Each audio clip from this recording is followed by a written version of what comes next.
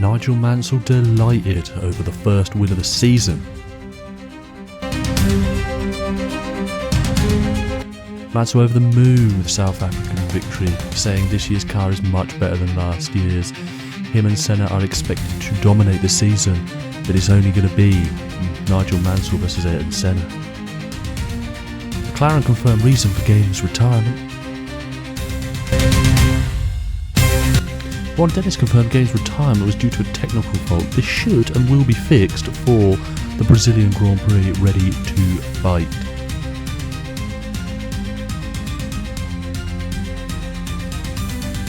Game did say that was a tough start to the season, still settling into a new team. Williams do seem unbeatable this season, but we will make them work for it.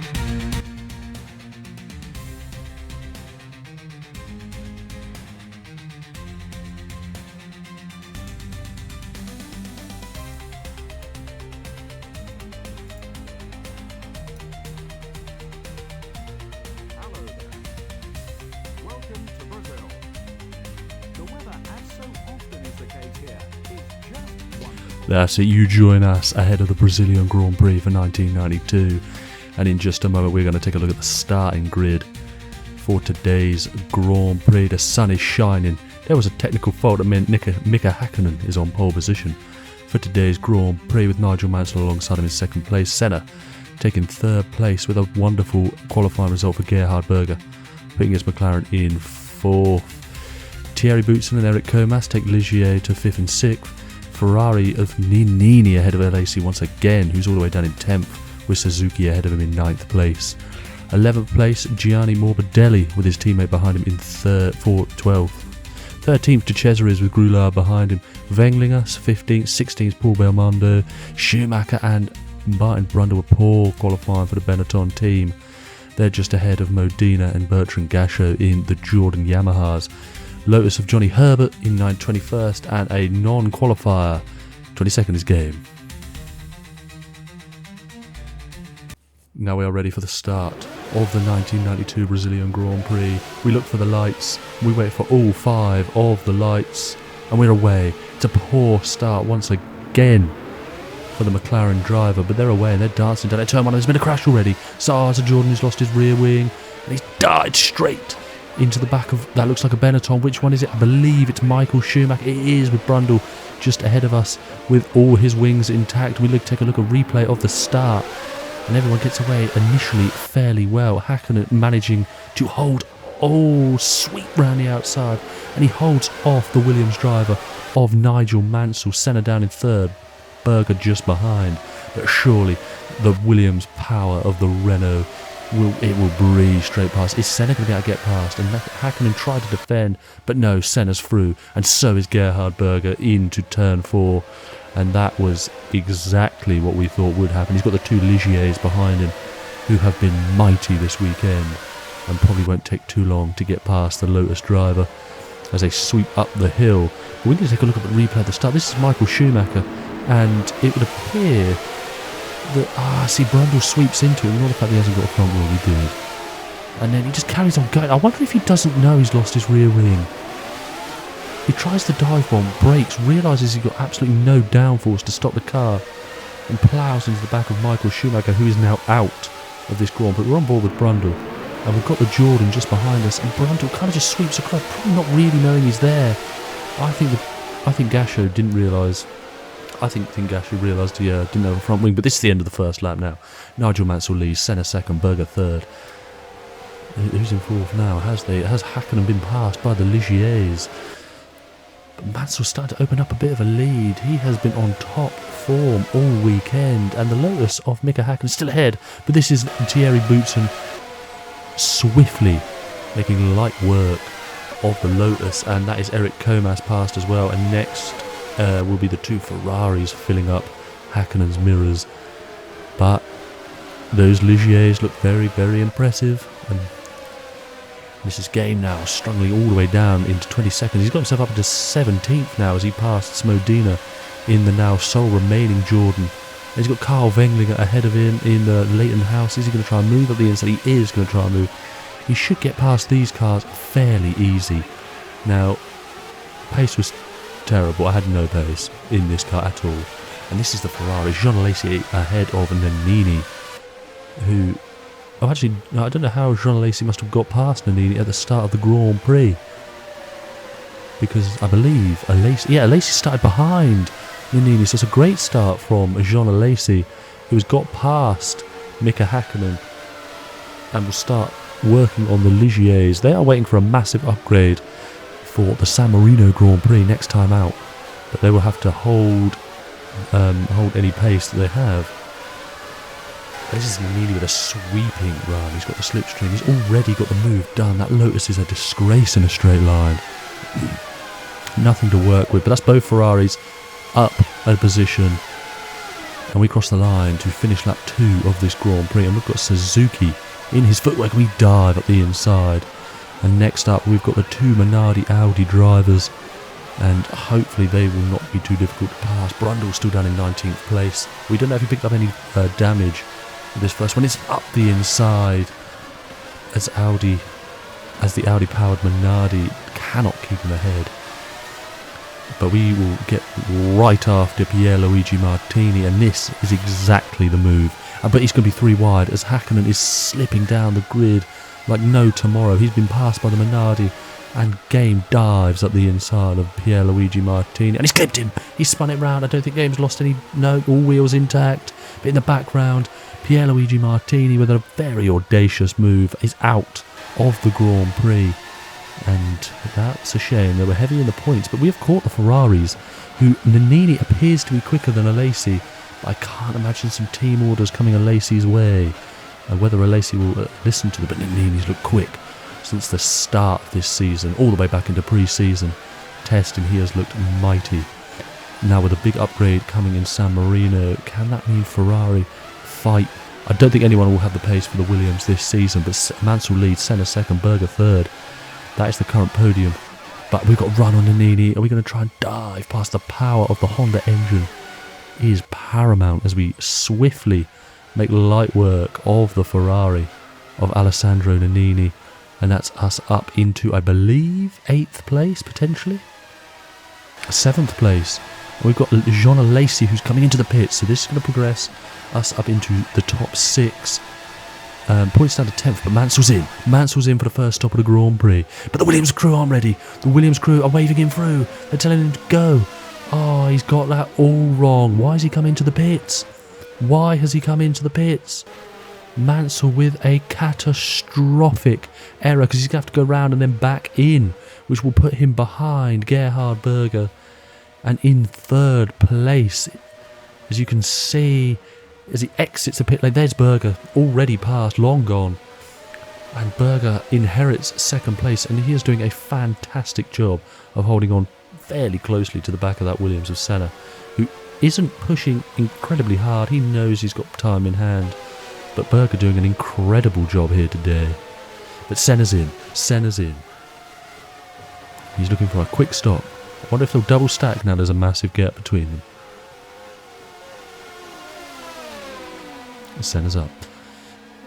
The pit crew get to work. Mansell's coming down the pit lane. Is he going to have enough time? And he's crashed into the back of Senna. How's he?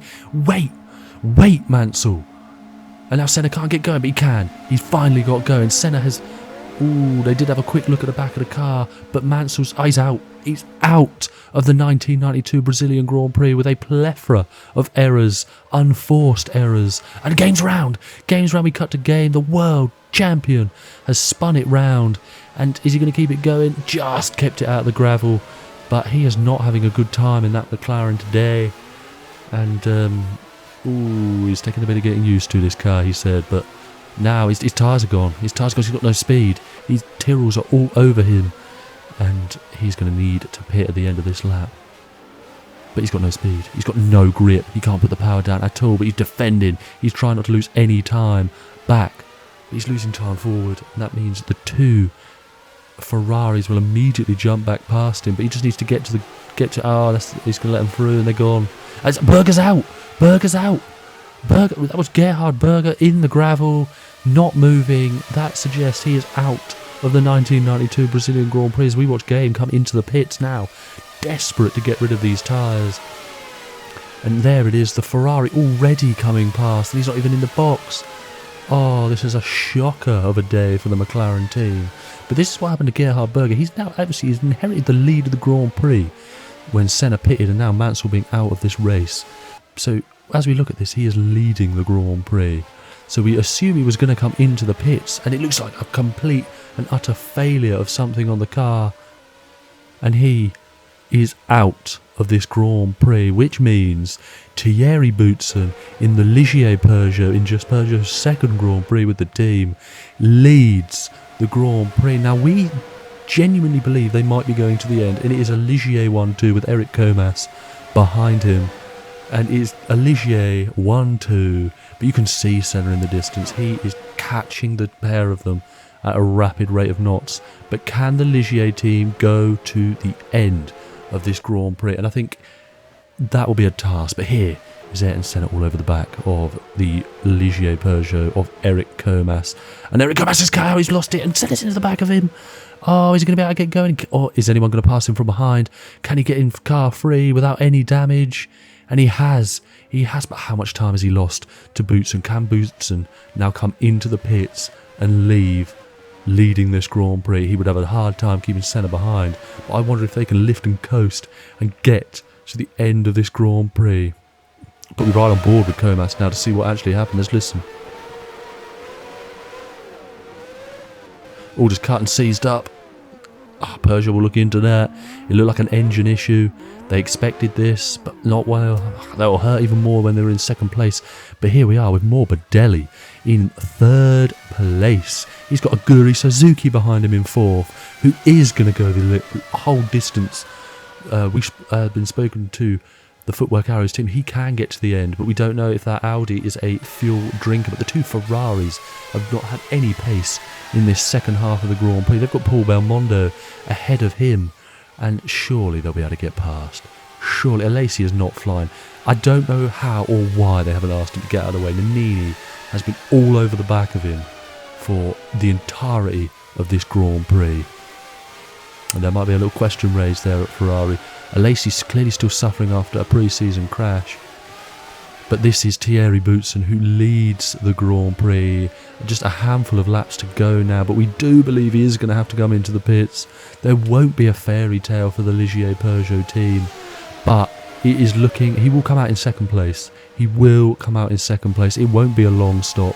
They'll quickly change the tyres, put a few laps of fuel in, and down the pit lane he comes. And it should flash to Senna, who is coming along the main straight now, and there he is. All the trials and tribulations he's had during this Grand Prix means he leads his home Grand Prix and is on course to take his first victory for the Williams team. And there you just saw flash past was Thierry Boutsen, and Senna back up into the lead of the Grand Prix, which will massively hurt Mansell in the championship, as Mansell is set to drop 25 points. But Morbidelli's in, relinquishing that third place to a Guri Suzuki. But where is Morbidelli going to come out? He's going to get a good chunk of points for the Minardi team. But that's Paul Belmondo moving into fourth place. The Ferrari should jump the Minardi, but I am absolutely baffled that Ferrari have not overtaken. That was Morbidelli in the background. Is he going to come out ahead of the Ferraris? I think he's going to come out ahead of the Ferraris. Surely they haven't been jumped by Minardi. That is catastrophic for the Scuderia outfit. And Alesi defends from Nannini, so there's definitely no team orders in this Grand Prix.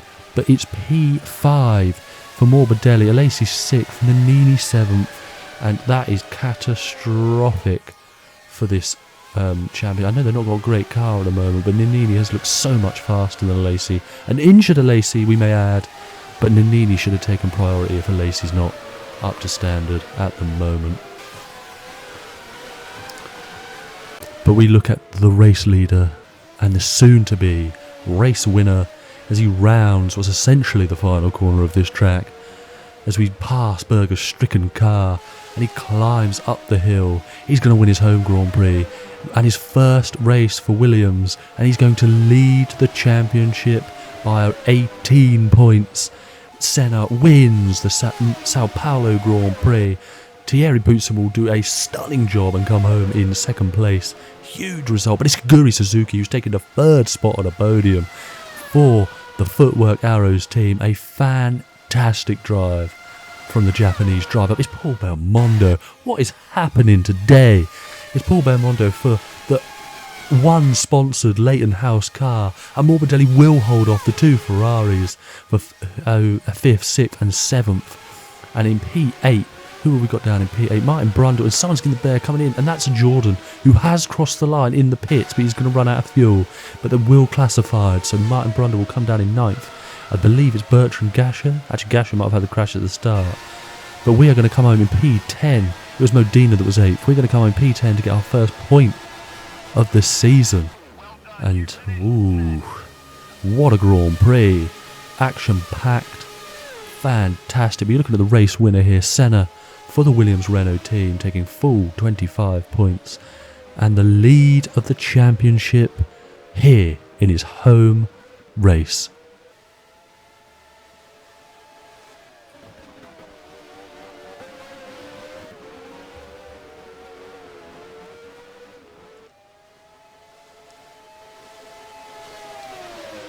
We look at the final classification now. Their confirmation of Senna and Boutsen and Suzuki are the podium standers, with Paul Belmondo in the March Ilmore, the Leighton House car.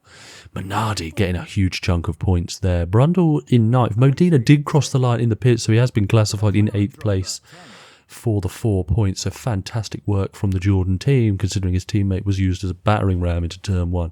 Hakkinen dropped down to 14th.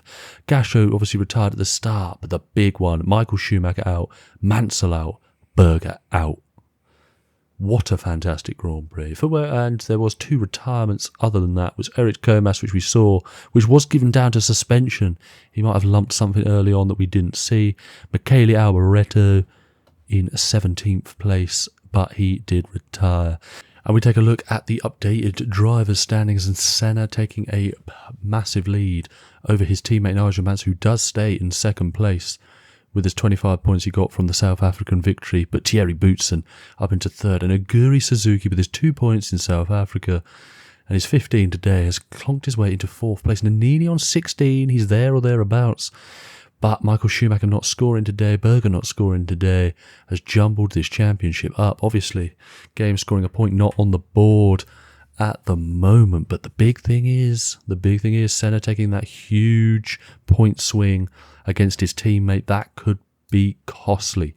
I know we're only on round 2, but it could be very, very costly. The team's championship and Williams-Renault are desecrating the teams below them. Benetton Ford are in 2nd place on 25 points, but just a point back. Ferrari on 24. They've actually done quite well, considering they do not like the car at all, and that San Marino upgrade will be very, very pivotal or vital actually for their season. But we've got the Ligier who've clunked up, but McLaren down in 6th place on just 13 points. They are going to need something big in San Marino. But if you have enjoyed the video, enjoyed the Grand Prix, make sure you hit the thumbs up, subscribe to the channel if you are new, and join us next time for what I'm sure will be a thrilling San Marino Grand Prix. Bye-bye.